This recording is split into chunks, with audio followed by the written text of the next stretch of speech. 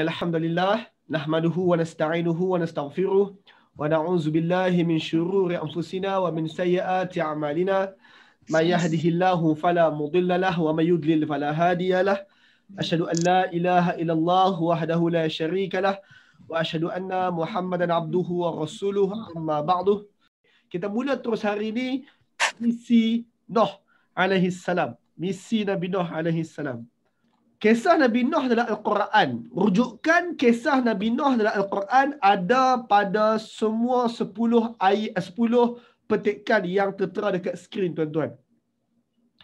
Dalam Al-Quran, kisah Nabi Nuh hanya ada di 10 rujukan ini saja. Maksudnya, kisah Nabi Nuh diulang-ulang sebut dalam 10 tempat ini. 10 tempat ini adalah tempat yang kisah Nabi Nuh disebut, bukannya nama. Sebab kalau dia ikutkan nama Nabi Nuh disebut, adalah di tempat-tempat lain nama baginda disebut. Tapi saya keluarkan bahagian yang nama baginda disebut, saya fokus terus kepada tempat yang kisah baginda diceritakan. Jadi berkenaan dengan Nabi Nuh alaihi salam, kisah baginda diceritakan dalam 10 petikan yang tertera dekat skrin. Kemudian tuan-tuan, kalau tuan-tuan tengok, kisah Nabi Nuh bermula dengan surah Al-A'raf, kemudian berakhir dengan nombor 10 tu surah Nuh. Ya, dalam Al-Quran ada surah khas, nama surah itu pun surah Nuh. Yang mana surah itu 2 muka surat, daripada ayat 1 sampai ayat terakhir bercakap pasal Nabi Nuh alaihi salam sahaja. Kisah Nabi Nuh ada dalam surah Nuh.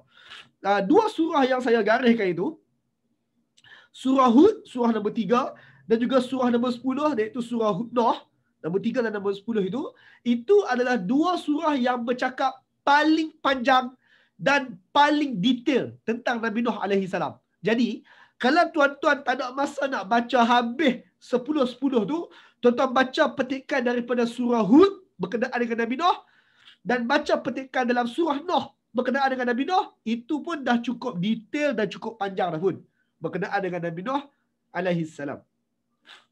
Baik, kita bincang satu soalan basic, iaitu siapa dia Nuh alaihi salam ni? Who is this Nuh? Siapa dia Nuh? Dalam bahasa Inggeris sebut Noah. Nabi Nuh alaihi salam ni, kalau kita rujuk daripada keturunan Adam, Nabi Adam ada 2 anak yang terkenal itu, tuan-tuan pun tahu, iaitu Qabil dan Habil. Nabi Adam adanya Qabil dan Habil, yang mana Habil tak ada keturunan lah sebab dia mati kan. Tuan-tuan pun tahu kisahnya. Maka Qabil pula keturunannya terputus. Terputus kenapa kita bincang lain kali. Nabi Adam alaihi salam, dia ada anak yang lain namanya Nabi Syis alaihi salam. Dia ada anak yang lain nama Syis alaihi salam. Nabi Syis alaihi salam ini, dia adalah generasi pertama manusia. Syis dan juga semua anak-anak Adam ini adalah generasi pertama anak Adam. Generasi pertama anak Adam. Daripada keturunan Syis itu datanglah beberapa nama yang lain. Kalau tuan-tuan tengok generasi ke-6, datanglah satu orang lelaki bernama Idris alaihi salam. Iaitu Nabi Idris lah. Nabi Idris yang tuan-tuan kenal tu. Nabi Idris alaihi salam, pada waktu zaman Nabi Idris alaihi salam, syariat Idris telah pun berperang dengan keturunan Qabil laknatullah alaihi. So tuan-tuan, pada zaman Idris alaihi salam, Nabi Idris telah membawa tentera-tentera dia, which is adik-beradik dia, untuk berperang dengan keturunan Qabil. Kenapa perang? Bincang hari yang lain. Bukan hari ni kita nak bincang. Kemudian daripada keturunan Idris pula datanglah generasi ke-7, ke-8 dan ke-9. Ke-9 datanglah Nabi Nuh alaihi salam. Bererti Nabi Nuh alaihi salam adalah generasi ke-9 anak Adam dan juga generasi ke-10 manusia. Ke-10 manusia sebab kita kira sekali Adam. So generasi Nabi Nuh adalah generasi ke-9 anak Adam, generasi ke-10 manusia keseluruhannya. Jadi tuan-tuan kena faham bahawa waktu kisah Nabi Nuh yang sedang kita bincangkan ini, yang akan kita bincangkan ini, manusia berada di satu tahap yang sangat-sangat awal. Sangat-sangat awal. Ini generasi sangat awal. Saya tak nak sebut je lagi. Sangat awal. So, siapa dia Nuh alaihi salam? Nuh bin Lamik, bin Methuselah, bin Idris, bin Yarid, bin Mahalalel, bin Qinan, bin Anwas, bin Syis, bin Adam alaihi salam. Itu dia nasab keturunan Nabi Nuh alaihi salam. Ustaz ni dekat mana? Ustaz Palestin ke? Dekat mana Nuh ni Tuan-tuan, wallahu alam, kita tak pasti di mana. Si saya boleh jawab macam tu. Nuh ni kita tak pasti tempat exactly di mana. Ada soalan lain? Ustaz, sebelum Nuh diangkat menjadi Rasul, dia hanya macam manusia biasa, Ustaz? Seperti mana Nabi Muhammad sebelum diangkat jadi Rasul. Orang biasa.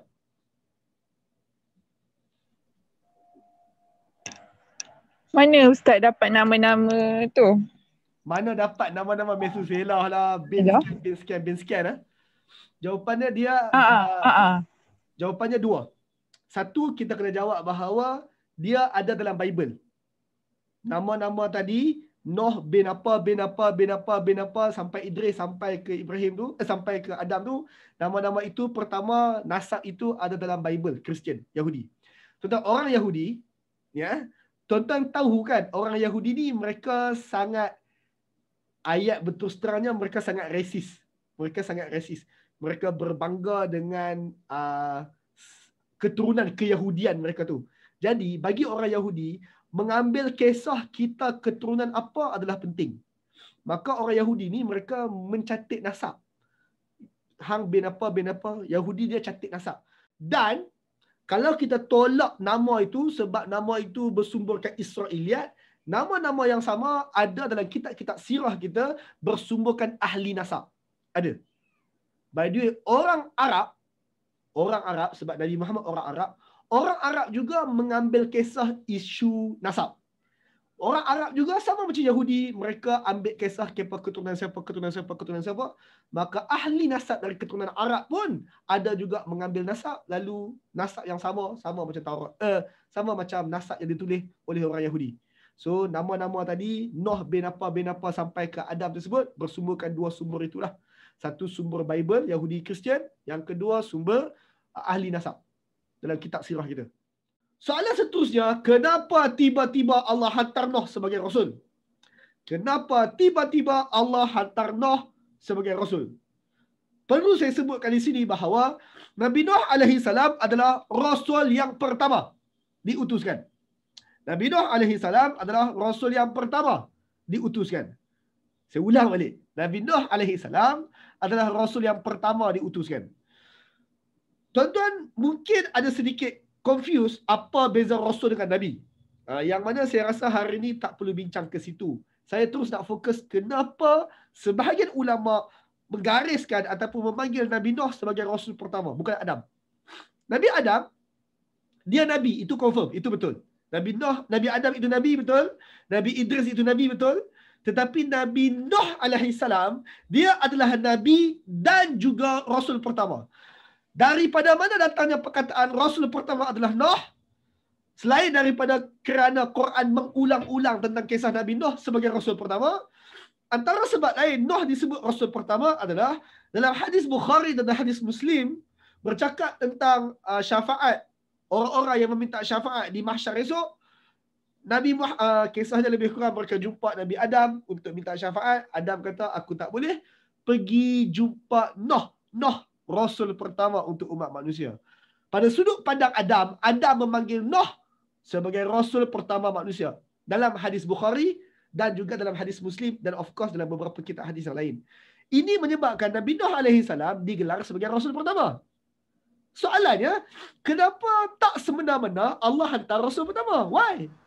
Kenapa tiba-tiba Rasul pertama dihantar? Jawapannya adalah kerana pada zaman Nabi Nuh, setelah 9 generasi, orang mula melakukan syirik kepada Allah dengan sembah berhala. Saya ulang balik. Kenapa tiba-tiba satu hari Allah hantar Nabi Nuh untuk misi dakwah dia? Kerana pada zaman Nabi Nuh, setelah 9 generasi, manusia mula melakukan syirik besar kepada Allah. Mereka mula menyembah berhala. Sebelum zaman Nabi Nuh, ada tak orang yang jahat sikit? Ada tak? Ada. Contohnya Habil dan Qabil. Tuan-tuan pun tahu. Habil dan Qabil. Qabil itu bunuh adik dia ataupun abang dia. Qabil bunuh itu, betul dia buat salah. Tapi adakah dia syirik? Dia tak syirik. Cuma dia buat salah. Dan keturunan Qabil pun dibesarkan dalam keadaan yang tak Islamik sangat. Tapi adakah mereka sembah berhala? Adakah mereka sembah selain daripada Allah? Tak. Tuan-tuan, kita kena beza antara orang yang tak berapa baik sangat, tak berapa takwa sangat, dengan syirik. Orang yang tak berapa takwa sangat, tak menunjukkan mereka itu syirik. Maka Nabi Nuh AS, pada zaman dia, di komuniti dia, manusia sudah pula melakukan penyembahan berhala, syirik kepada Allah untuk kali pertama. Jadi, Nabi Nuh mula dihantar, diutuskan, ya, perkataan Rasul adalah yang diutuskan. Jadi, dia dihantar sebagai yang diutuskan, kita sebut utusan, kita sebut Rasul. Kenapa? Kerana pada zaman itu orang mula menyembah berhala. Sebelum itu, tak perlu untuk hantar Rasul sebab semua orang masih lagi menyembah Tuhan yang satu meskipun adalah cacat celah di sana dan di sini. Baik. Seterusnya kita kena bincang bagaimana amalan penyembah berhala boleh bermula. Tuan-tuan, soalan bagaimana amalan penyembah berhala boleh bermula, saya tak mau jawab hari ini, kita jawab pada kelas kedua nanti. Tapi penting untuk tuan-tuan tahu bahawa penyembahan berhala bermula pada zaman Nabi Nuh AS, lalu dihantarlah Rasul yang pertama. Kita bincang tentang isu Rasul Ulul Azmi. Ulul Azmi. Baik, tuan-tuan. Nabi Nuh AS adalah satu orang Rasul yang kita panggil sebagai Ulul Azmi. Kenapa kita panggil Nuh sebagai Rasul Ulul Azmi? Surah Al-Ahqaf ayat 35. Allah sebut kepada Nabi Muhammad, fasbir. Kamu Muhammad kena sabar. Kamu Muhammad fasbir, kena sabar. Ulul Azmi minar Rasul. Kamu kena sabar macam Rasul-Rasul Ulul Azmi kena sabar. Rasul Ulul Azmi, terjemah bahasa Melayu, Ulul Azmi, maksudnya Rasul-Rasul yang ada keazaman yang kuat. Okey? Wala tasta'jil lahum. Dan kamu jangan minta agar disegerakan siksaan untuk mereka. Mereka tu umat kamu. So, Nabi Muhammad diajar oleh Allah Ta'ala, kamu Muhammad kena sabar macam Rasul-Rasul Ulul Azmi. Apa trademark Rasul Ulul Azmi? Trademark mereka adalah keazaman mereka kuat. Mereka tak minta agar siksaan diturunkan cepat kepada umat masing-masing. So, trademark Rasul Ulul Azmi, mereka tak mau umat mereka kena azab cepat. Mereka sabar. Dan Nuh AS adalah salah seorang Rasul Ulul Azmi. Surah Ahzab ayat 7 Allah sebut, wa idh akhadna min nabiyyina mitsaqahum. Ketika kami ambil perjanjian setia daripada para nabi, ramai para nabi. Di kalangan ramai para nabi itu, Allah senaraikan 5 nabi yang special. Which is, 5 nabi ini adalah Ulul Azmi. Dan tuan-tuan, dalam kelas awal dulu, kita berbincang tentang seni Al-Quran bercerita, 5 Rasul Ulul Azmi, tolak 1 Nabi Muhammad, ada 4 lagi. 4 Rasul Ulul Azmi ni adalah 4 Rasul yang watak utama dalam Quran. Which is cerita mereka diulang-ulang. Dan Allah senaraikan nama-nama Ulul Azmi di situ. Saya ulang balik ayat tu. Wa idh akhadna min nabiyyina mitsaqahum. Ketika kami ambil perjanjian setia daripada para nabi, ramai para nabi, Allah senaraikan yang utama, wa minka, daripada kamu tu Muhammad. So, Rasul Ulul Azmi pertama, kamu Muhammad. Wa min Nuh, daripada Nuh. Wa Ibrahim, daripada Ibrahim. Wa Musa wa Isa ibnu Maryam. Termasuk daripada Musa dan daripada Isa anak Maryam. Wa akhadna minhum mitsaqan ghaliza. Dan Allah ambil daripada kesemua 5 ini satu perjanjian setia yang teguh. Jadi tuan-tuan, fahamlah kita bahawa Rasul Ulul Azmi adalah Rasul yang 5 itu termasuk Nabi Nuh AS. Jadi tuan-tuan, hari ini kita perkenalkan Nuh sebagai seorang Rasul yang ada keazaman yang tinggi. Trademark Nuh adalah dia tak mudah-mudah meminta siksaan turun kepada kaum dia sendiri. Dan tuan-tuan kena ingat, kaum Nuh, kalau tuan-tuan sedar, kaum Nuh tak ada nama. Saya bagi contoh. Nabi Hud AS, kaum dia nama Ad. Nabi Nuh, Nabi Hud, kaum dia nama Ad. Nabi Saleh, kaum dia nama kaum Thamud. Nabi Muhammad, kaum dia nama Quraisy. Kaum saya nama Melayu. Brother Lim Joy Sun, kaum dia nama Cina. Setiap orang dia ada nisbat kepada kaum. Nabi Nuh tidak. Pasal Nabi Nuh tak sebut pun dia kaum apa? Sebab satu adalah dia generasi paling awal. Baru 10 generasi. Baru 9 generasi anak Adam.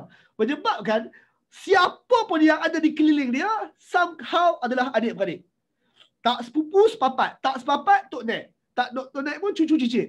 Maksudnya, keliling Nabi Nuh AS adalah anak-beranak dia.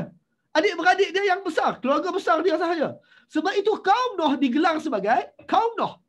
Tak disebut pun nama kaum. Sebab dia tak relevan untuk menamakan mereka dengan kaum-kaum tertentu. Sebab mereka masih lagi taklah berapa ramai sangat manusia pada zaman tersebut. Dan Nabi Nuh ada kekuatan, keazaman yang kuat. Dia tak mudah-mudah untuk minta disegerakan siksaan kepada kaum dia sendiri. Maka sekarang, ayat seterusnya.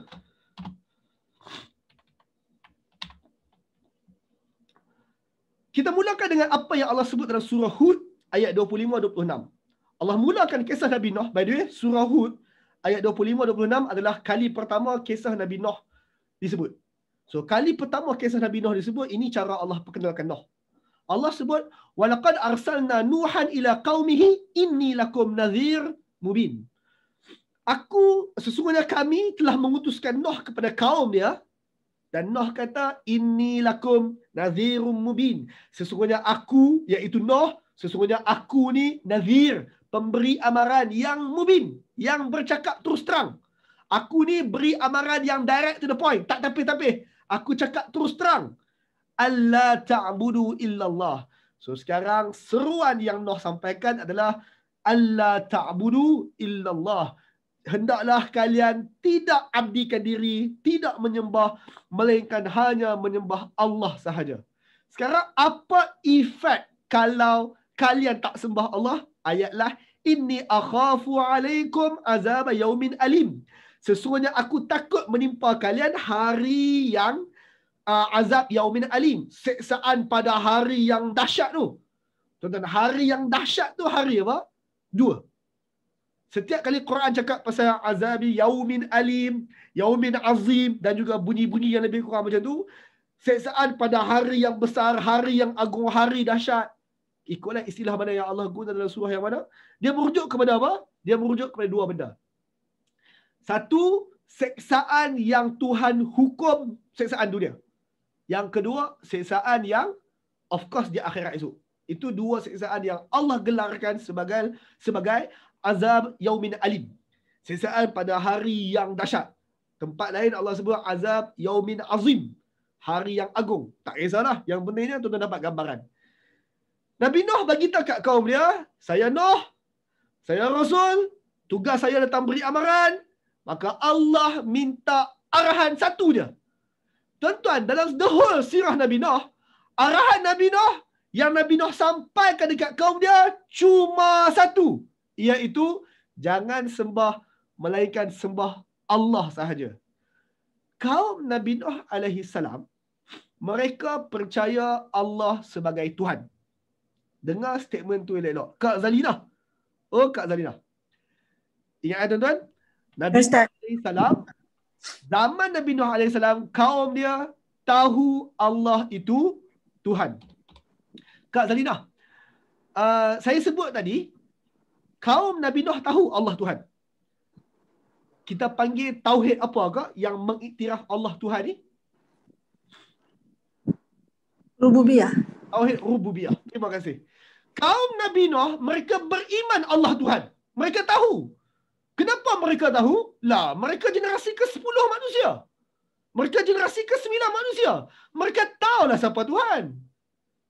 Ayah dia pun sembah Tuhan, iaitu Allah. Tok Wan dia pun sembah Tuhan, Allah. Mereka baru sahaja 4 generasi daripada Idris. Idris pahlawan besar yang lawan dengan Qabil tu, kami tahulah Idris sembah apa. Iblis sembah Allah. Kami pun tahu. Maksudnya cucu cicit Idris termasuk Nuh alaihi salam kenal Tuhan siapa? Kami tahu. Tuhan Allah kami tahu. Tapi apa masalah generasi zaman Nuh? Mereka tahu Allah Tuhan. Mereka sembah Allah. Dan mereka sembah berhala. Which is, itu nama dia syirik. Mereka sembah Allah dan yang lain. Bila sembah Allah dan yang lain, itu nama dia syirik.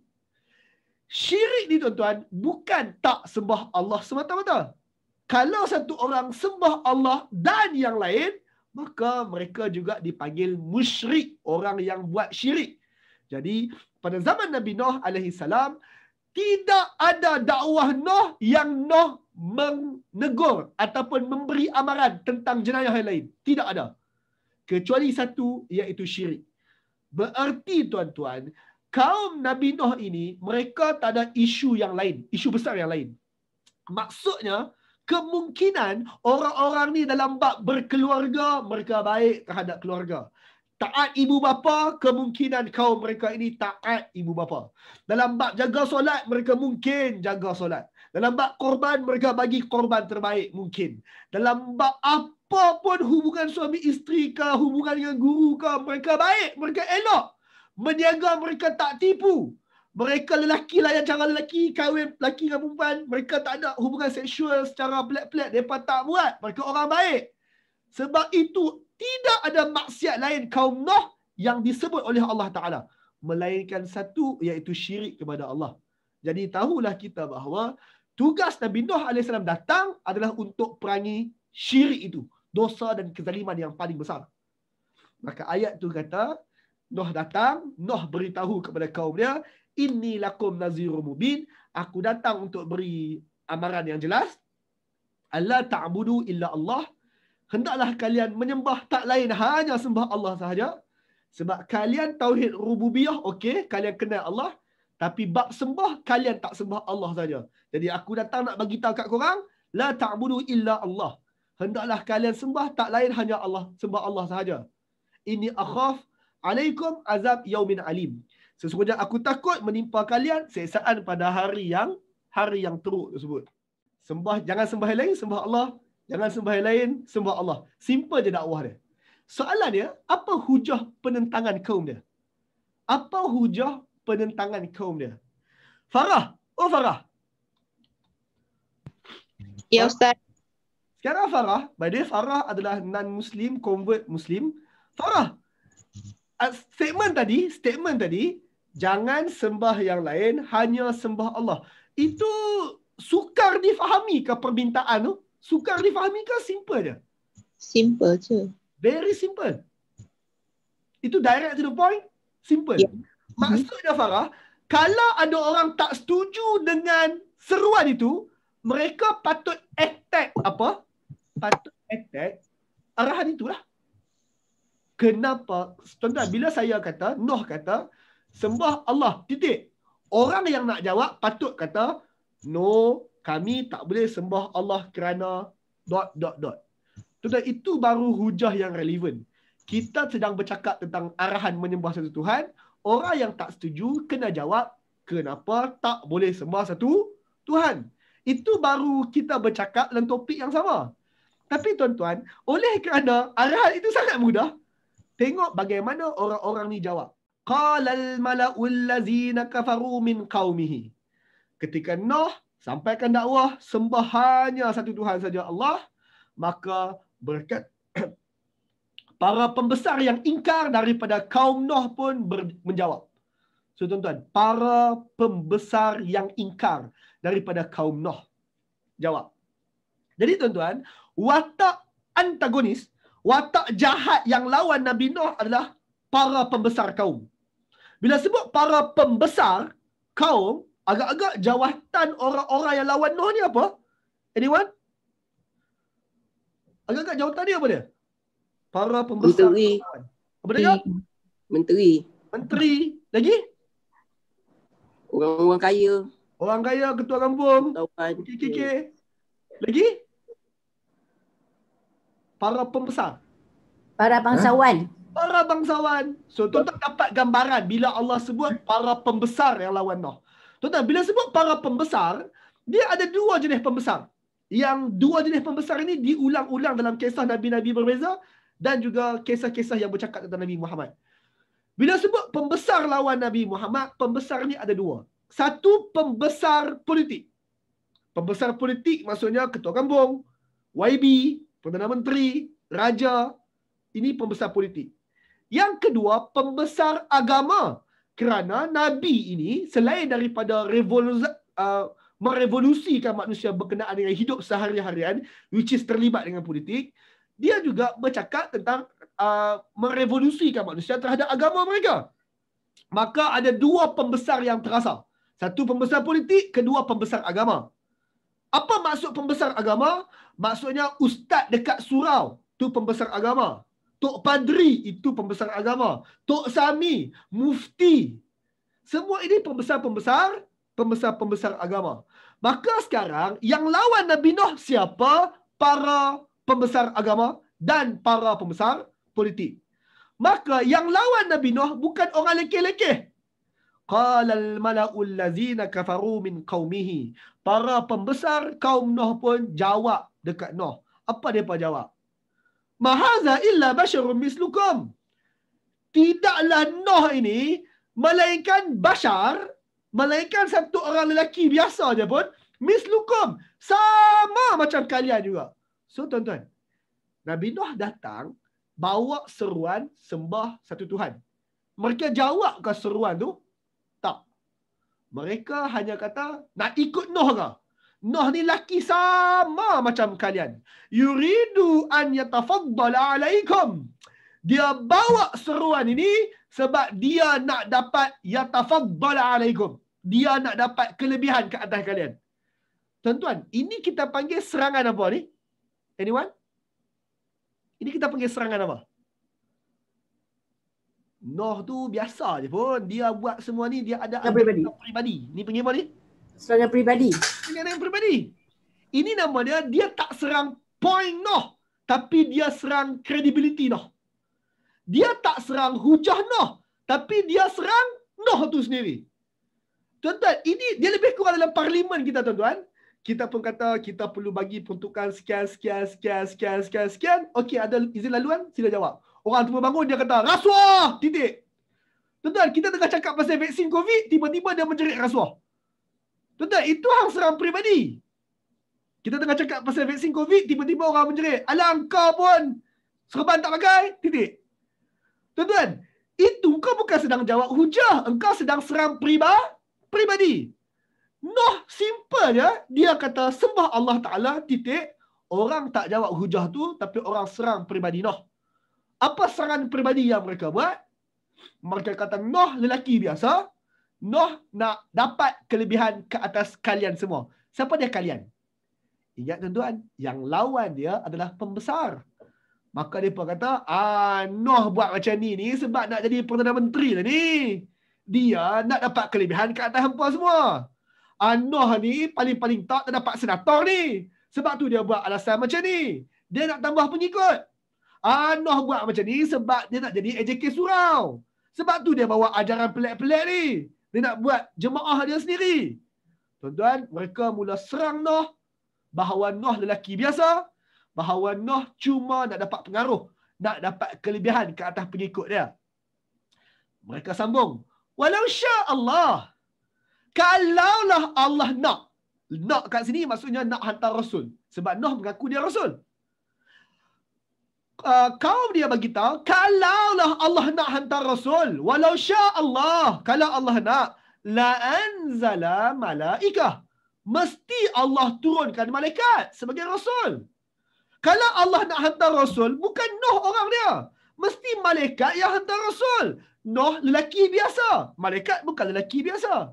Maka, kalau ada Rasul, Rasul mesti malaikat. Bukan Nuh. Tuan-tuan, sekali lagi, mereka serang pribadi. Mereka kata, Nuh bukan malaikat pun. Takkanlah Tuhan nak hantar manusia. Lekeh sangat. Patut Tuhan hantar malaikat. Mereka serang pribadi nombor 2. Ma sami'na bihaza fi aba'ina al-awwalin. Nuh, kami tak pernah dengar seruan macam engkau ini pada generasi nenek moyang kami terdahulu. Nenek moyang kami dahulu tak pernah pun cakap lebih kurang macam ni.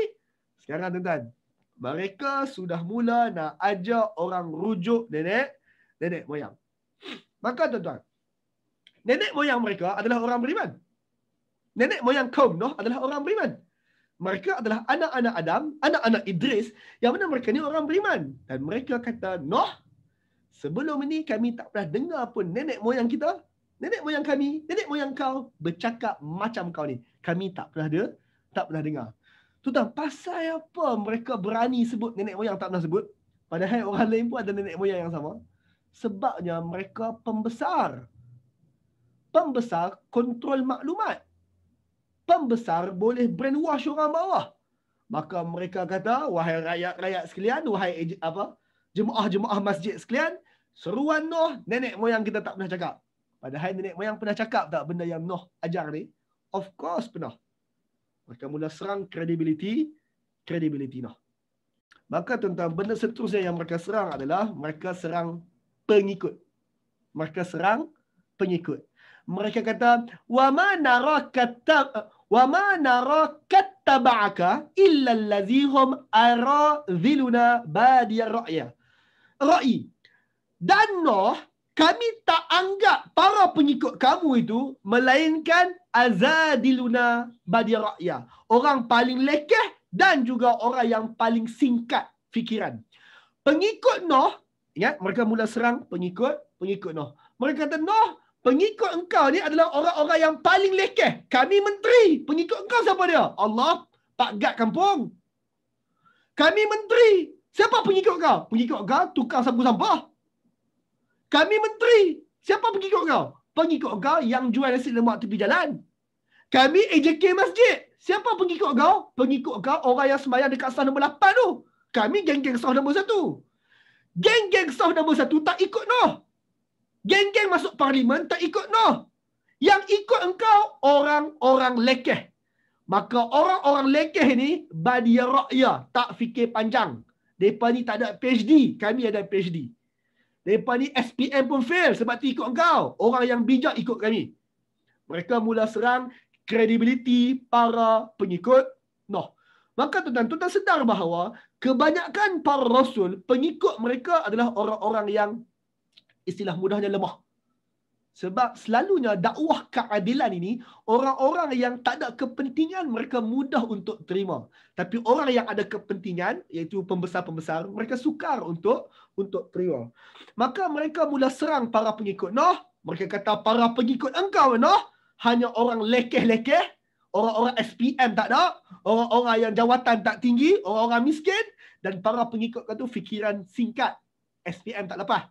Kami geng-geng PhD. Wa ma nara lakum alaina min fadl. Kami tak menganggap kalian ada sebarang kelebihan ke atas kami. Kalian tu pengikut Nuh.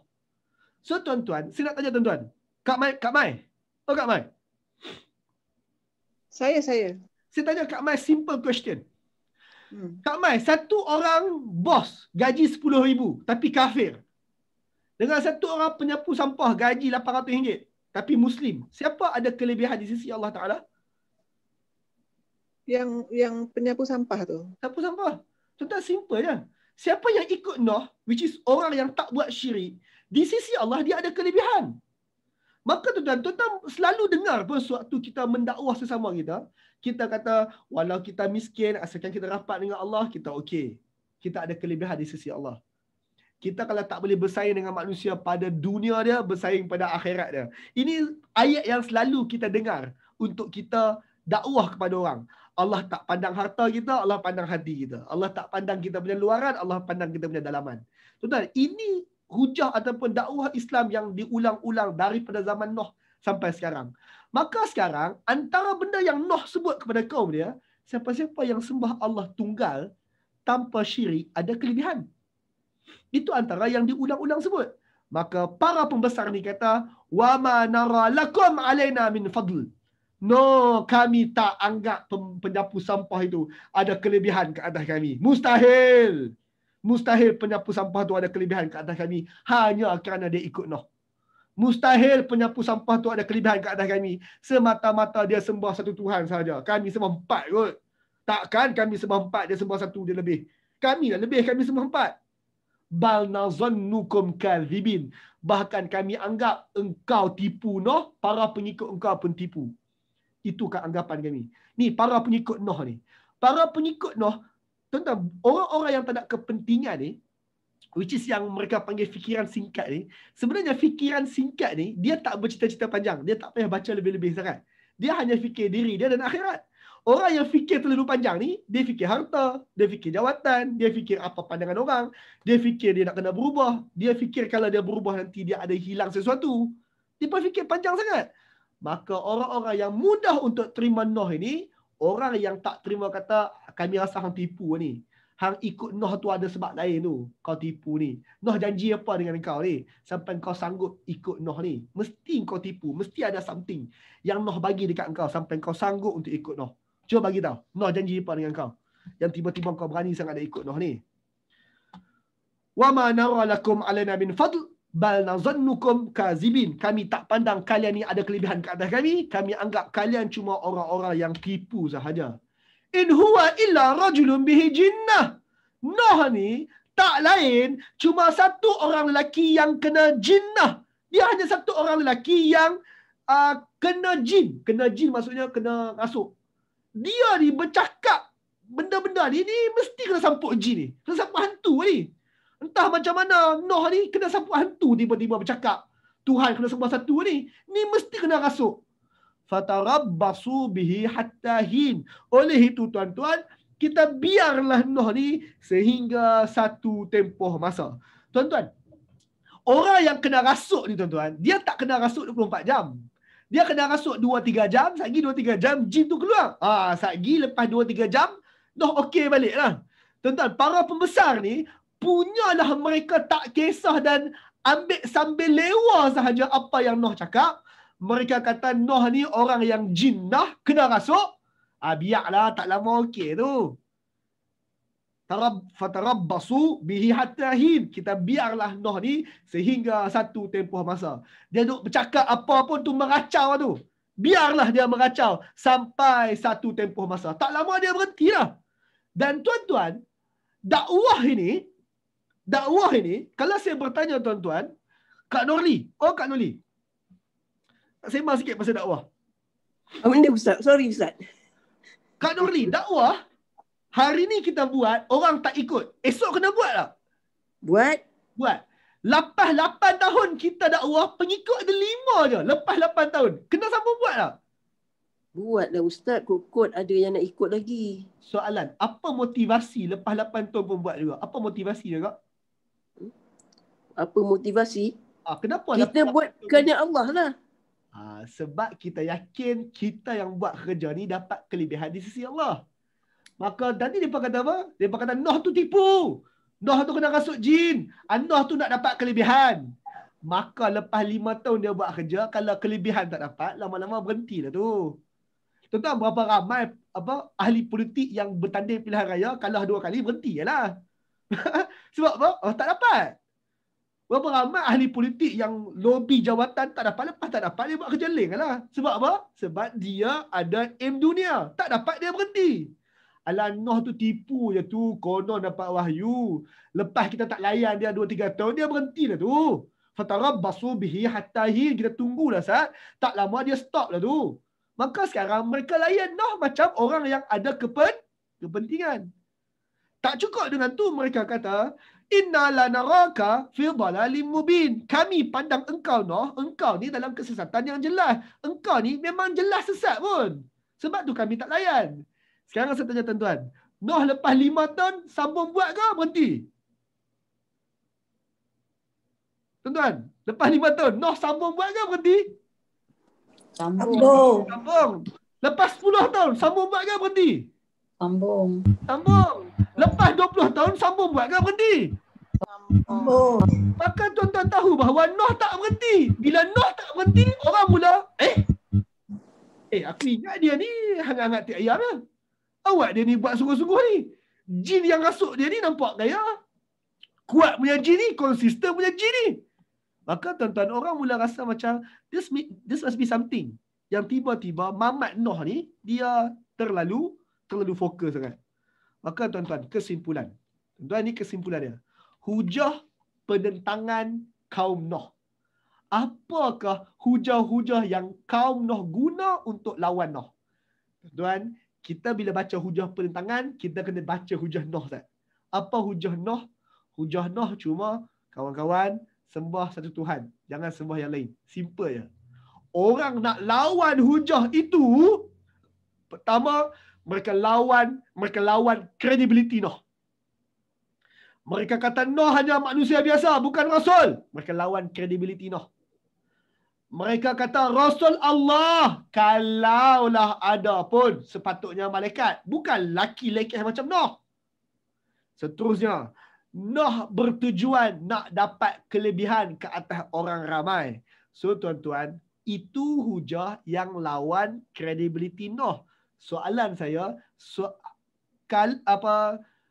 bayang macam ni ya, bayang macam ni. Kalaulah Nuh itu betul-betul manusia, dan kalaulah Nuh itu memang, kalaulah Nuh itu malaikat, ataupun Nuh itu dia tidak bertujuan untuk dapat kelebihan orang ramai, adakah berubahnya dekat situ maka mesejnya tadi dianggap benar? Tuan-tuan, siapa cakap tak penting, yang penting mesej. Siapa cakap tak penting, yang penting apa yang dia cakap. Nuh sampaikan mesej sembah satu Tuhan. Apa hujah lain yang kalau lawan credibility tukang sampai, hujah tu tak penting lah. Mereka tak lawan hujah Nuh, mereka hanya serang peribadi credibility Nuh. Kemudian, mereka serang credibility pengikut Nuh. Mereka cakap pengikut Nuh orang lekeh. Mereka cakap pengikut Nuh ni orang lekeh yang miskin harta. Oleh sebab miskin harta tak masuk sekolah. Oleh sebab tak masuk sekolah, SPM tak ambil, fikiran singkat. Mereka cakap pengikut Nuh orang lekeh, miskin harta, lalu fikiran singkat. Mereka lawan pengikut Nuh, mereka kata pengikut Nuh tidak ada kelebihan kerana ikut Nuh. Pengikut Nuh tak ada kelebihan kerana ikut Nuh. Jelas tuan-tuan? Seterusnya, mereka menentang mesej Nuh. Mereka kata Nuh ni kena rasuk dengan setan. Dia bawa ajaran sesat. Mesej yang kata sembah satu Tuhan tu ajaran sesat. Sebab apa? Sebab syaitan ajar. Syaitan rasuk dia untuk sebut macam tu. Tuan-tuan, kadang-kadang bila kita ajaran yang benar, kita kata ajaran syaitan sahaja yang lawan ajaran kita. Sekarang mereka panggil ajaran Nuh ajaran syaitan. Syaitan yang rasuk tu. Yang rasuk Nuh tu. Seruan seperti ini tak pernah ada pada generasi terdahulu.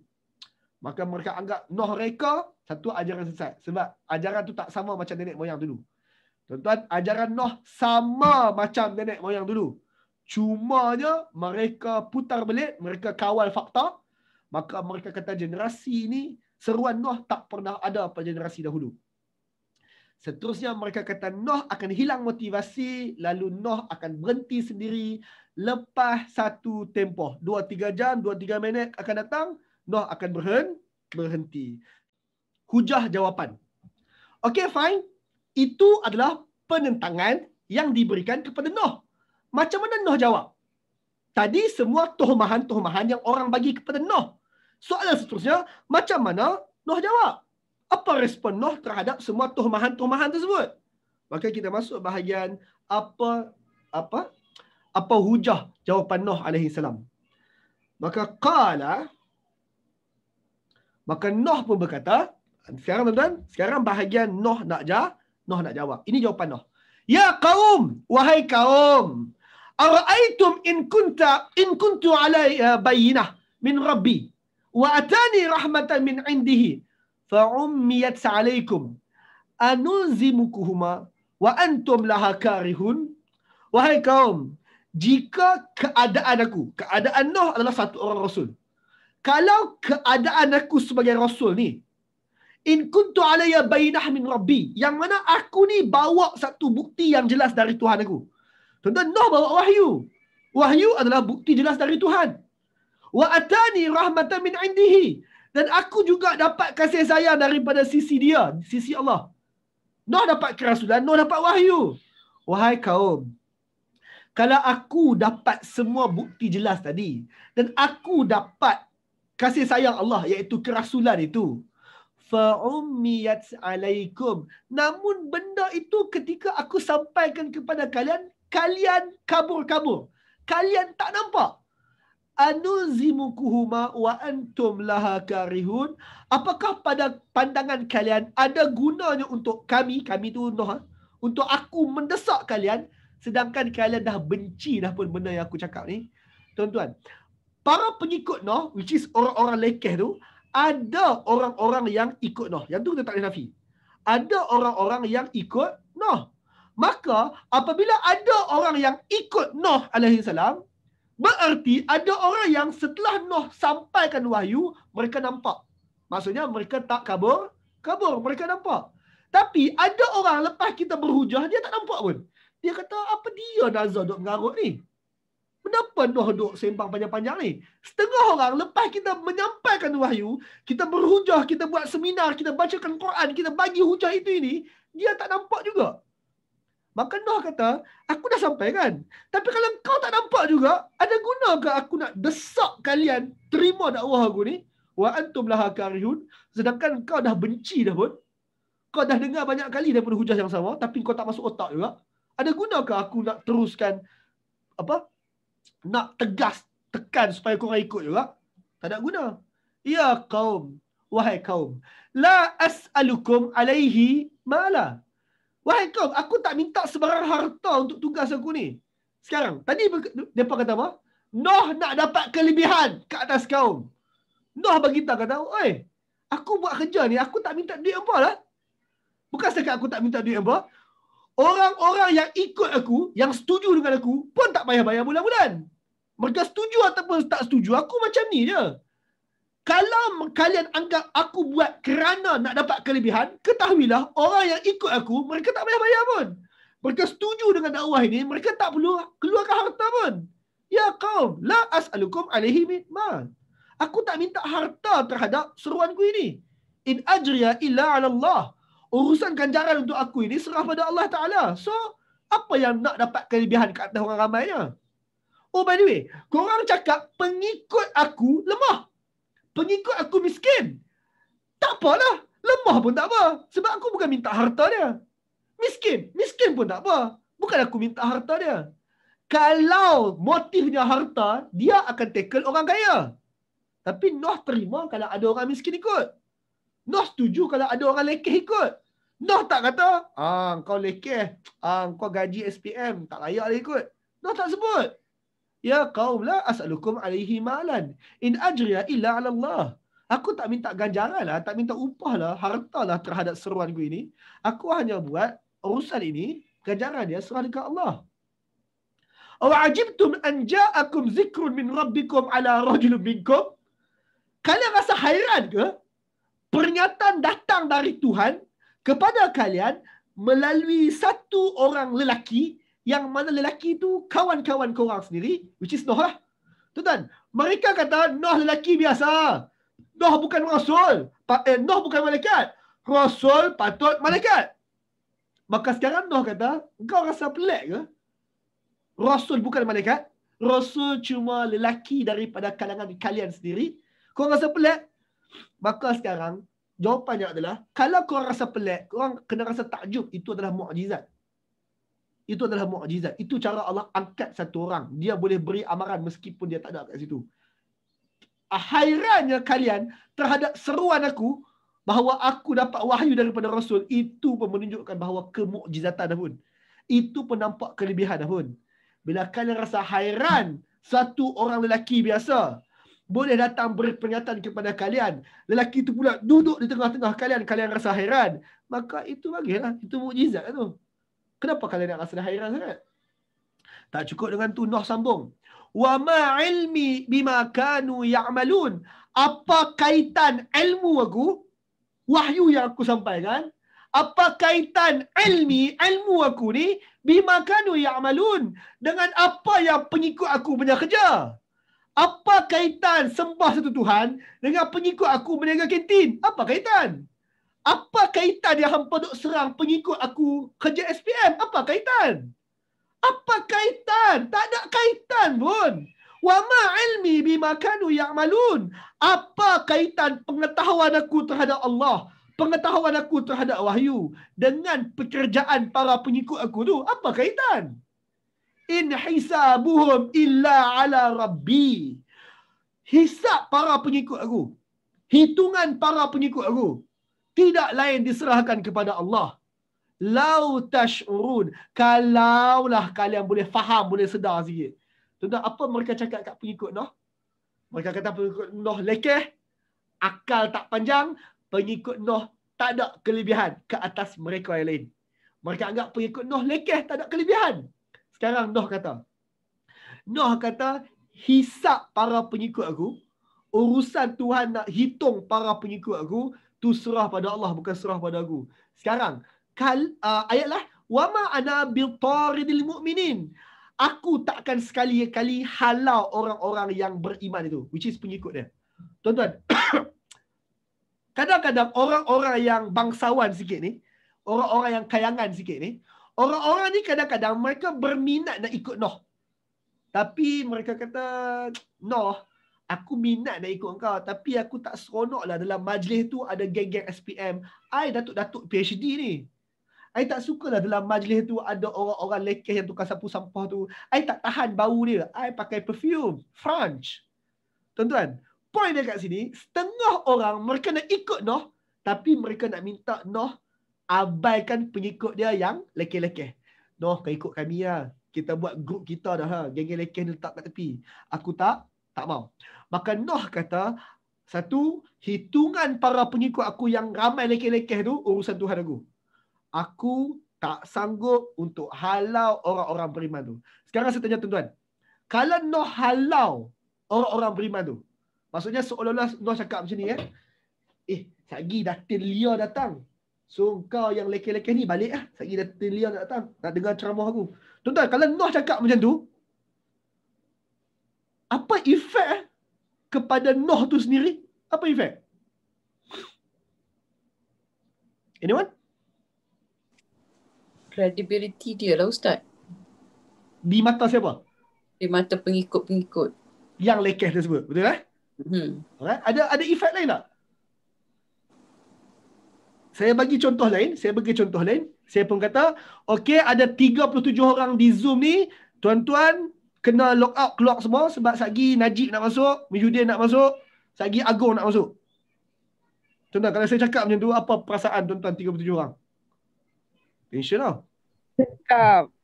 Tuan-tuan tension. Tuan-tuan, apa lagi efek dia kepada Noh tu sendiri? Tadi mereka kata pengikut Noh tak ada kelebihan. Noh kata no. Hitungan pengikut aku ada pada Tuhan aku. Tuan, bila sebut hitung, hisap, ini urusan akhirat. Maka sekarang ada efek kepada Noh. Kalau Noh tolak orang, ada efek kepada Noh. Kalau Noh tolak pengikut dia yang lekeh-lekeh semata-mata nak jaga hati pengikut yang sedikit berharta di akhirat. Sebab itu ayat lepas tu Allah kata, "Wama ana bitaridil ladzina amanu." Allah quote apa Noh kata. Noh kata, aku tak sesekali akan usir orang-orang lekeh yang beriman itu. Innahum mulaqu rabbihim. Mereka akan temui Tuhan mereka sendiri. Walakinni arakum qauman tajhalun. Tapi bila aku cakap macam ni, aku tak rasa korang faham. Sebab korang ni orang jahil. Orang tak ada otak. Sekarang tuan-tuan, apa efek kepada Noh? Kalau Noh halau pengikut dia yang lemah, yang lekeh, nak jaga hati pengikut yang kaya-kaya ni, efeknya adalah mereka jumpa Tuhan esok, mereka mengadu. Boleh bayang tak kalau pengikut-pengikut ni kata, Allah, Noh tak bagi aku duduk majlis tu sebab dia nak jaga hati datin. Allah, Noh tak bagi aku mai hari tu sebab apa? Dia nak jaga hati Datuk X. Tuan-tuan, kalaulah Noh betul-betul halau pengikut dia, semata-mata itu, Noh akan dipertanggungjawabkan daripada Allah Ta'ala. Sebab tu Noh pesan kata, aku tak akan usir pengikut aku yang beriman. Mereka akan jumpa Tuhan aku. Tapi itulah, korang ni golongan tak guna akal, korang tak faham pun apa efek dia. Maka orang pun kata, so what kalau dia pun jumpa Tuhan? So what? So what? So what apa? Isu neraka syurga lah. Korang yang tolak Noh, korang tak faham isu syurga neraka ni.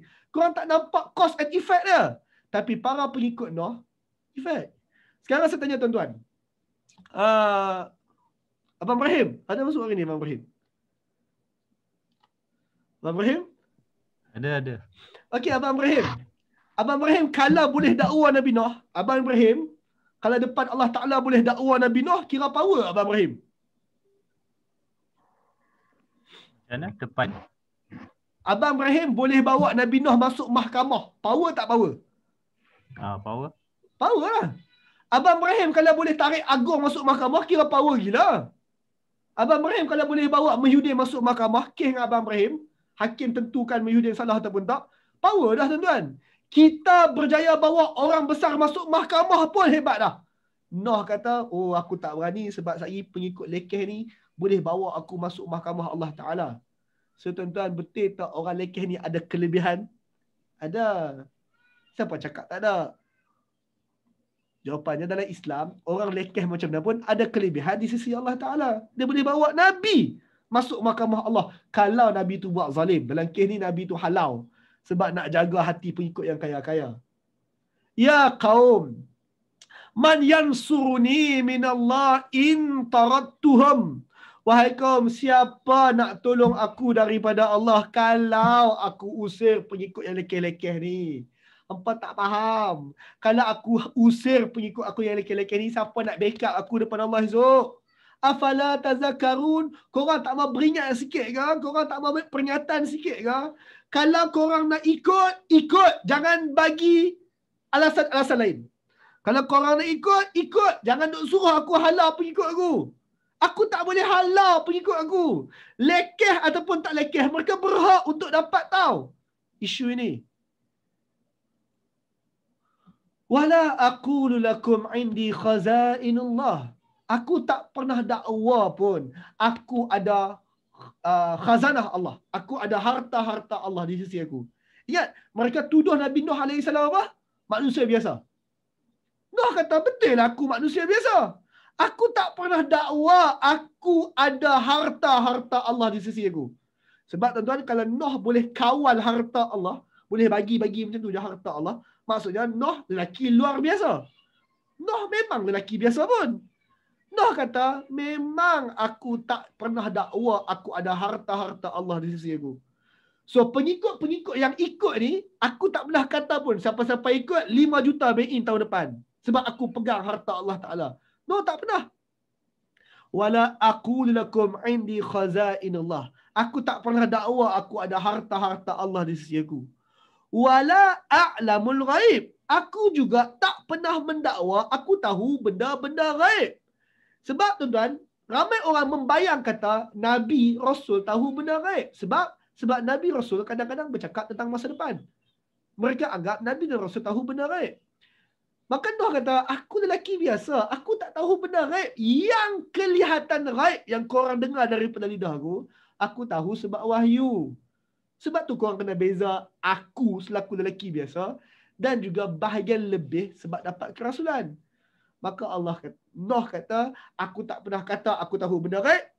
Aku tak pernah kata aku ada harta-harta Allah boleh bedak suka hati. Wala aqulu inni malak.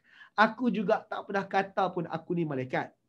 Aku memang tak pernah dakwa. Korang yang kata patutnya Tuhan hantar malaikat. Aku memang manusia biasa. Aku tak pernah cakap pun aku upgrade jadi malaikat. Aku tak pernah kata. Aku kekal manusia biasa dulu, kini dan selamanya. Sambung. Wala aqulu lillazina tazdari a'yunukum lan yu'tiyanahumullah khaira. Aku tak pernah kata kepada orang-orang yang kamu pandang lekeh itu. Ya, pengikut aku lekeh. Aku tak pernah kata dekat pengikut aku yang kamu pandang lekeh. Tetapi bila Nuh kata kamu pandang lekeh, berarti di mata Nuh dia pandang pengikut dia lekeh ke tak? Tak. Sebab dia kata pada pandangan kamu pengikut aku lekeh. Berarti pada pandangan Nuh pengikut dia tak lekeh. Wala aqulu lillazina tazdari a'yunukum lan yu'tiyahumullah khaira.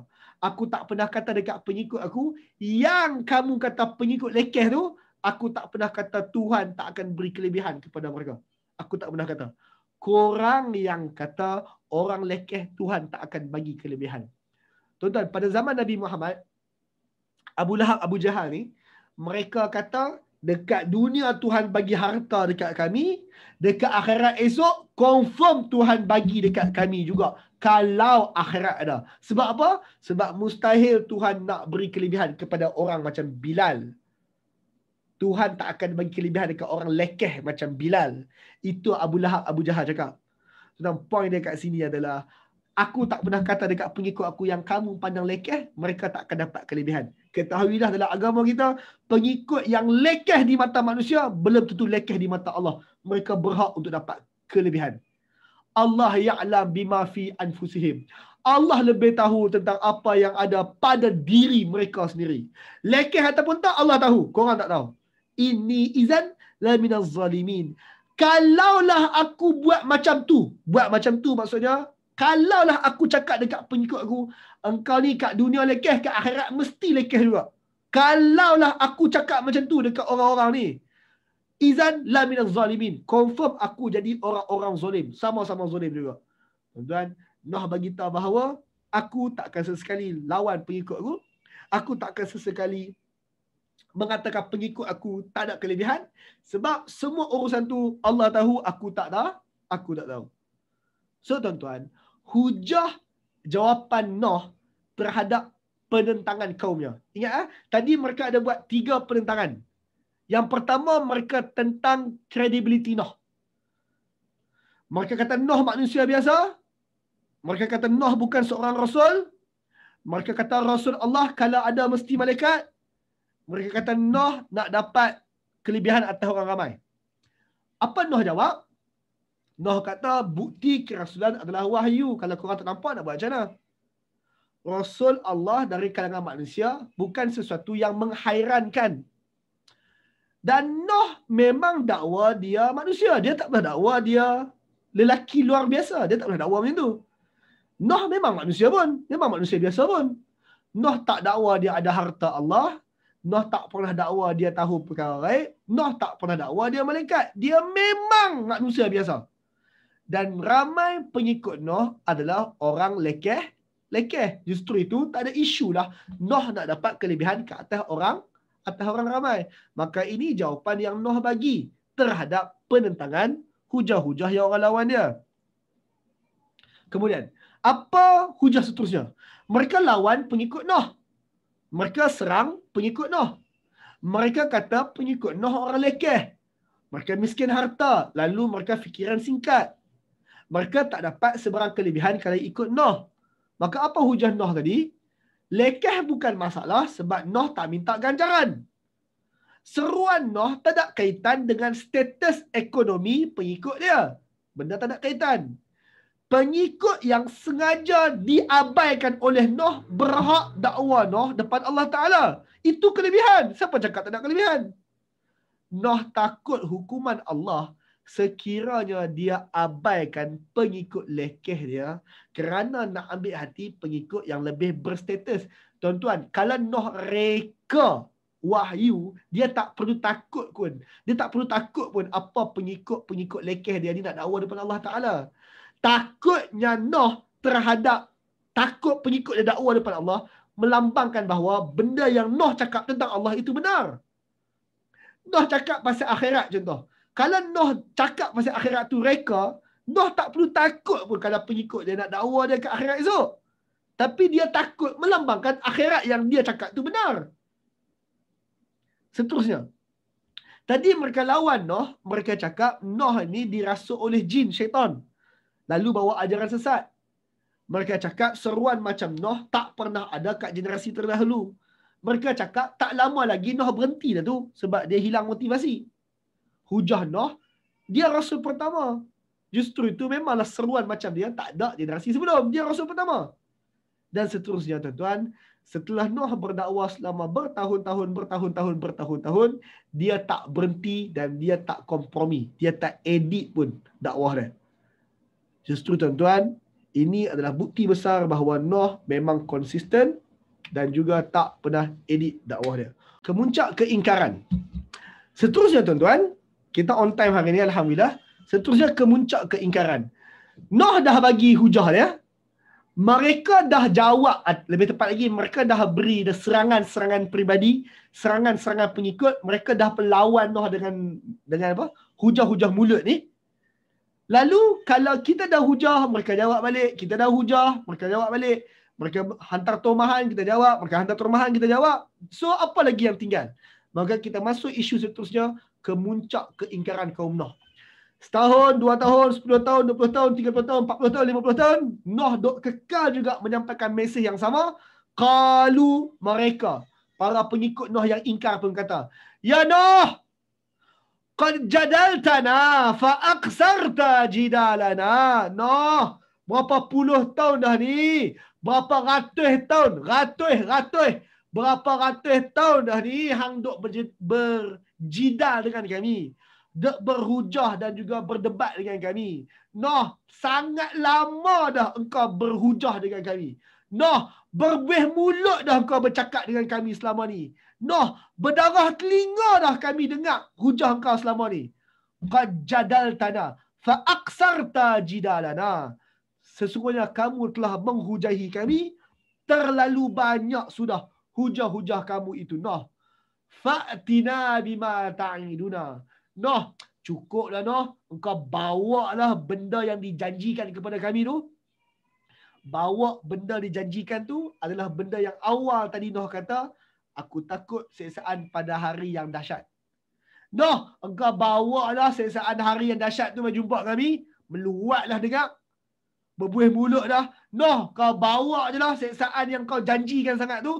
In kunta minas sadiqin. Tu pun kalau betul lah engkau dakwa kata siksaan tu nak mai. So tuan-tuan, ini perangai manusia. Bila manusia enggan untuk terus berhujah, manusia mula mencabar. Sekarang, setelah 10, 20, 100, 200 tahun, mereka dengar dakwah Nabi Nuh, mereka kata, Nuh, meluat dah, kau cabar. Mereka cabar, bawa siksaan.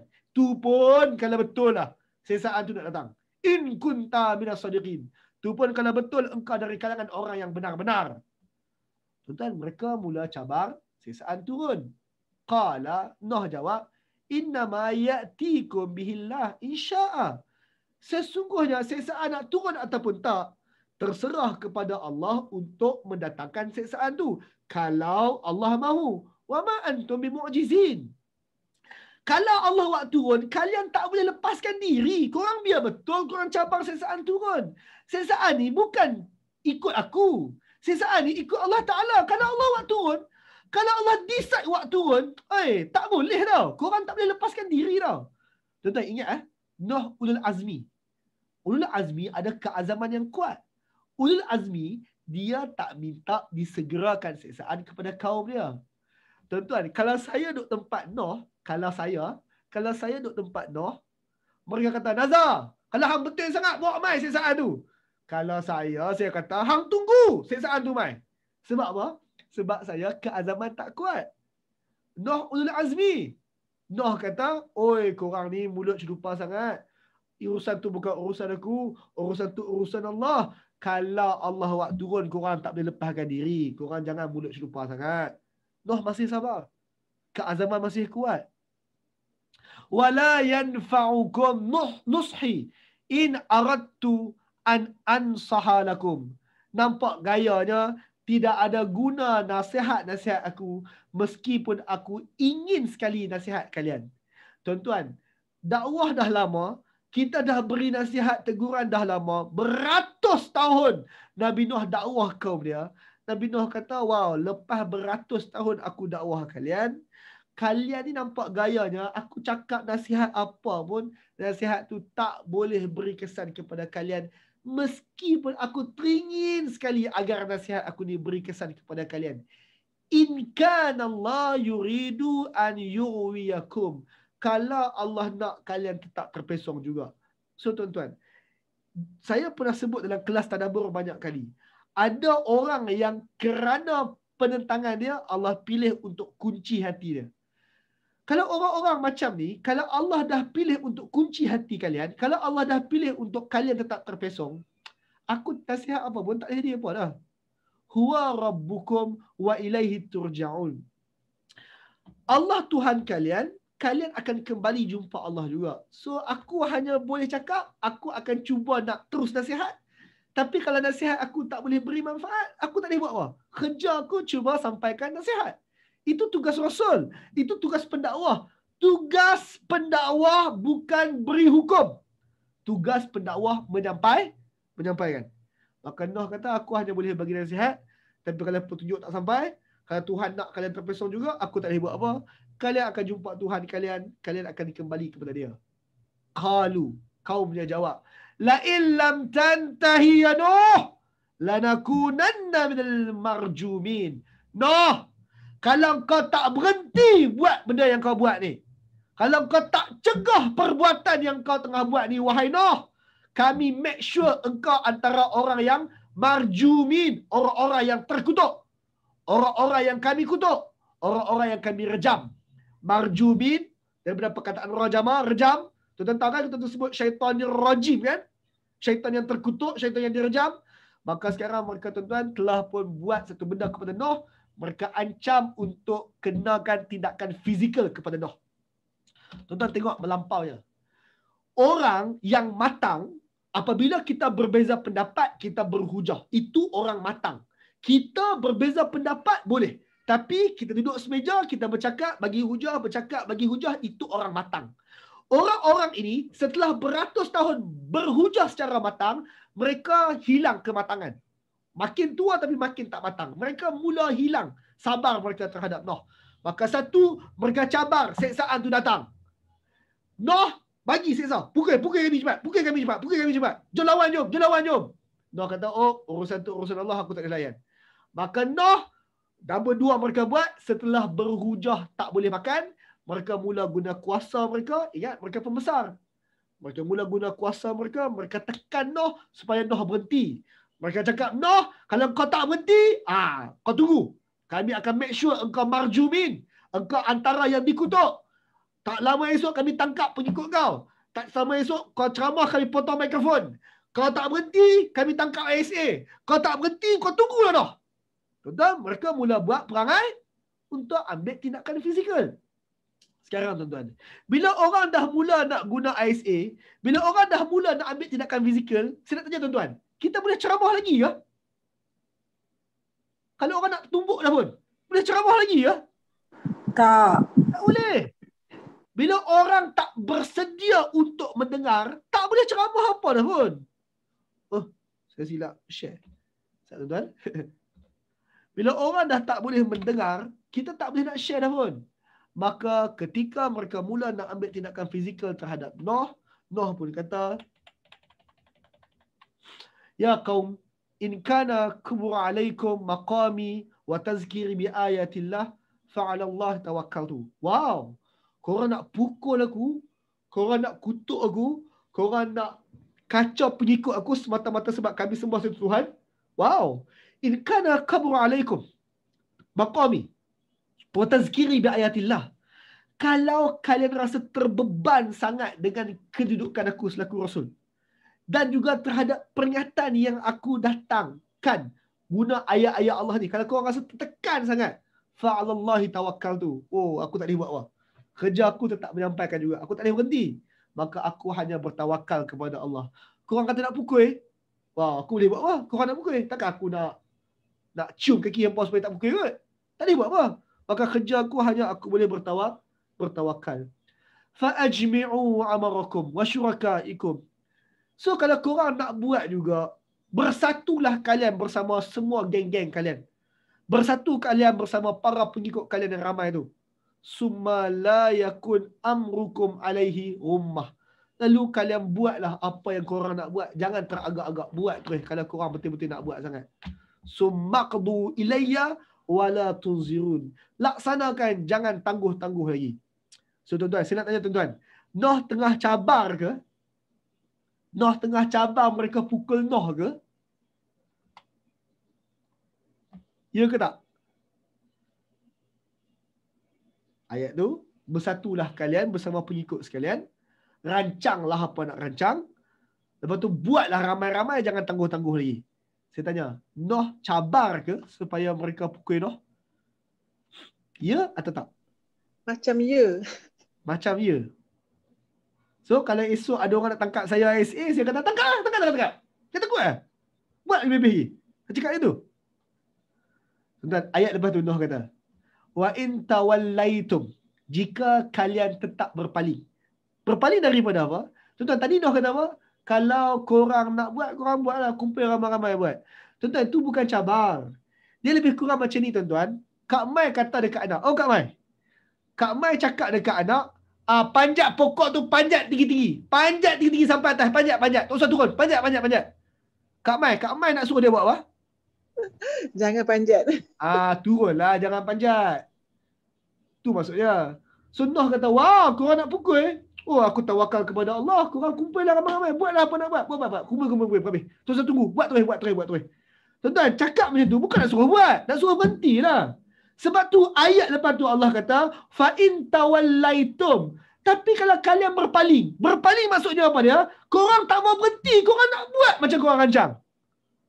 Korang tak mau berhenti. Korang nak buat macam korang rancang. Maksudnya korang tak faham. Korang nak buat juga.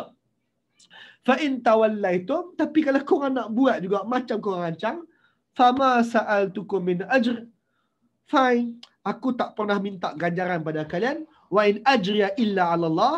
Ganjaran aku hanya daripada Allah. Wa umirtu an akuna minal muslimin. Maka aku diperintahkan untuk jadi salah seorang daripada orang-orang yang menyerah diri. So kalau korang nak buat juga, aku nak buat apa? Aku hanya akan konsisten untuk serah diri. Wa qalu, mereka pun kata, Majnun! Wow, no! Kami ancam nak pukul pun kau selamba lagi. Confirm gila. Majnun. Gila. Tuan-tuan, tadi cakap kena sihir lah. Tadi cakap apa? Tadi cakap dia kena rasuk lah berbagai. Bila mereka ancam nak pukul Nuh, Nuh kata kalau korang nak pukul aku boleh buat apa? Aku tunggu lah. Aku boleh buat apa lah? Tuhan suruh aku sambung kerja. Bila korang nak pukul juga dan Tuhan suruh aku sambung kerja aku boleh buat apa? Aku tunggu, aku tawakal. Korang buat lah. Maka mereka kata, oh Mamat ni memang gila. Kita nak pukul pun dia sanggup terima. Majnun, gila. Wazdujir. Lalu Nuh pun diusir. Maka tuan-tuan, Nuh akhirnya diusir daripada tempat dia duduk tu. Dia nak dakwah kat tempat dia tak boleh. Tuan-tuan, Nabi Muhammad diusir lah. Nabi Muhammad diusir lah. Ya ke tak? Ya. Ya, Nabi Muhammad diusir. Ya. Jadi boikot, itu cara untuk diusir. Akhirnya Nabi Muhammad dia buat apa pun tak boleh. Dia nak ceramah kat sini orang pukul, ceramah kat sini orang tarik mikrofon. Nabi Muhammad. Nuh benda yang sama. Maka tuan-tuan, orang tak mau pukul Nuh betul-betul. Dia lebih kurang macam ni. Kita adik-beradik. Bila kita adik-beradik, abang sepupu, pak saudara, takkan nak pukul betul-betul. Kadang-kadang kita macam tu lah adik-beradik. Kita cakap lebih pun. Orang tak berani buat. Nabi Muhammad tu, Abu Lahab kata, kau buat, aku tampak je kot. Tuan-tuan, bolehlah tampar sekali, dua kali. Nak buat banyak kali, dia tu adik-beradik. Maka Nuh ni gila ni. Nuh ni betul-betul konsisten terhadap benda yang dia buat ni. Wazdujir. Nuh pun diusir. Tuan-tuan tahu kan Nabi Nuh. Tuan-tuan, Nabi Nuh ada bina bahtera tak? Sepanjang kita baca hari ni. Tak ada. Kerja Nuh bukan bina bahtera. Kerja Nuh Nabi, Rasul. Kerja Rasul bukan buat kapal. Kerja Rasul adalah menyampaikan dakwah. Nuh akhirnya diusir. Bila dia diusir bersama pengikut-pengikut dia. So kita nak pergi mana? Rumah kita kat sana tapi diusir. So kita nak pergi mana? Akhirnya mereka terpaksa bergelandangan di tempat lain. Mereka kena buat perkampungan kecil dekat dalam hutan. Saya lah sebut dalam hutan tu. Mereka kena pergi tempat lain lah. Tempat tak boleh duduk kat sini. Mereka diboikot dekat tempat sendiri. Seperti mana zaman Nabi Muhammad. Mereka duduk dekat rumah mereka. Mereka diboikot. Bila mereka diboikot, makanan tak ada. Mereka naik berkemah dekat atas bukit. Pasal apa? Sebab kena usir. Kena boikot. Mereka tak boleh cari makan. Mereka carilah makan hutan mana-mana, bukit mana-mana. Zaman Nabi Muhammad samalah dengan zaman Quraisy pula. Zaman Nuh. Nuh akhirnya diusir. Bila Nuh diusir, padahal dia cuma dakwah cakap mulut je pun. Maka Nuh fada'a rabbahu. Baru Nuh angkat tangan doa kat Tuhan dia. Tuan-tuan, apa doa Nuh? Nuh kata terajang kaum dia ke? Tak, Nuh tak kata macam tu. Nuh kata anni maghlub. Allah, aku sedang dikalahkan. Maghlub. Aku tak tahu punca dah ni. Dulu masa mereka maki, sabar boleh lagi. Masa mereka potong elektrik, mereka potong mikrofon, sabar boleh lagi. Internet kena sabotaj, sabar boleh lagi. Tapi bila mereka tumbuk, oh yang tu, tak tahu. Bila anak aku dah start sakit dah, oh yang tu, Tuan-tuan, ramai kita, sabar benda lain boleh. Tapi sabar fizikal susah tau. Maka bila Noh tengok pengikut dia start kena pukul, dia start sakit, anak dia start sakit, ada baby start menangis sebab ikut Islam. Maka Noh kata, ya Allah, maghlub, aku sedang dikalahkan. Aku dah nampak macam kalah lah ni. Aku hilang punca, tak tahu nak buat apa dah. Fantasir, tolong please, tolong ya Allah. Noh tak minta banjir lah. Noh tak minta Allah hukum. Noh cuma minta Allah tolong. Jadi tuan-tuan, perilaku penentangan pada kemuncak keingkaran. Ini kemuncak. Dulu ingkar dah. Tapi dulu cakap mulut Tuhan tak hukum atas muka bumi. Bila Allah mula hukum? Allah mula hukum bila kemuncak keingkaran. Apa kemuncak keingkaran? Satu, orang yang kemuncak keingkaran, dia tak minat dengar hujah ilmiah. Dia kata, Ustaz, tadabbur apa? Pergi balik lah tu. Dia tak minat dengar dah ayat Quran. Tak minat dengar dah hadis Nabi. Dia tak nak tunjuk penumbuk je. Geng-geng yang tak berminat dengar hujah ilmiah, ini kemuncak keingkaran. Mereka cabar seksaan disegerakan. Ini kemuncak keingkaran. Yang ketiga, penentang dengan tindakan keras secara fizikal. Awal-awal dulu hanya cakap mulut sahaja. Cakap mulut, fine, Tuhan tak hukum. Engkau angkat penumbuk, engkau terajang, engkau tangkap ISA, yang tu kemuncak keingkaran. Ustaz. Ya, saya. Umur umat Nabi Nuh pun sama panjang dengan Nabi Nuh ke? Umur umat Nabi Nuh sama panjang macam Nabi Nuh ke? Jawapannya, orang pada zaman tu memang umurnya panjang. Kemuncak keingkaran adalah apabila orang mula buat ketiga-tiga benda tu. Saya fokus nombor 2 dengan nombor 3. Mencabar seksaan, mereka lawan fizikal. Cabar seksaan, lawan fizikal. Bila kau cabar seksaan, engkau bukan cabar Rasul tu, kau sedang cabar Allah. Bila engkau buat nombor 3, tentang secara fizikal, tuan-tuan, dia tak ada cara untuk kita senyapkan orang sana, melainkan kita kena menang.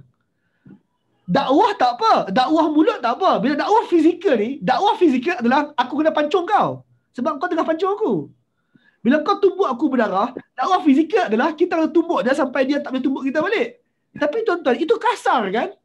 Itu tak harmoni kan kalau kita kena pukul orang juga?